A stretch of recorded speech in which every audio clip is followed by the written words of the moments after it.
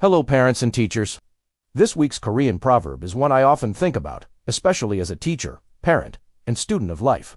Sometimes we say the same thing to our kids, students, or even ourselves, over and over again. Be respectful. Practice makes progress. You're stronger than you think. But it's not until we see it in action that it finally sticks. Not because words aren't important, but because life becomes real through doing, seeing, and trying. This week's Korean wisdom. Hearing something 100 times is not as good as seeing it once. We can explain something with all the right words. But one real moment, one action, one experience can teach more than 100 conversations. This proverb invites us to show more and lecture less. Amy's son was struggling with patience. She kept reminding him, "You need to wait your turn, or don't interrupt." But nothing changed. One day at the grocery store, they saw an older boy helping a younger child put back a toy and waiting quietly for his turn. Later, Amy's son whispered, "I want to be like him." That moment stuck. It wasn't 100 times Amy said it. It was the one time he saw it. Try this with your family or classroom. Instead of just talking about values, create chances to live them out this week. Want to teach kindness? Volunteer together. Want to teach courage? Try something new together. Want to teach patience? Model it in traffic, at dinner, or during conflict. Then reflect, together.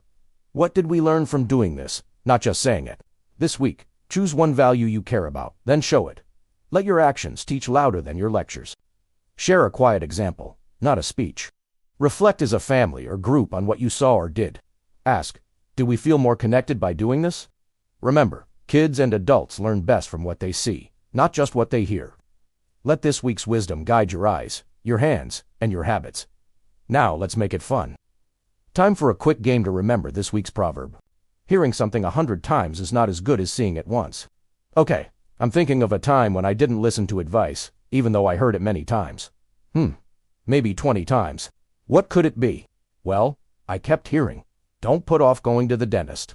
But I didn't really believe it until I saw this huge cavity in my tooth. It would have been so much easier to go sooner. Oh, well, now I know the hard way.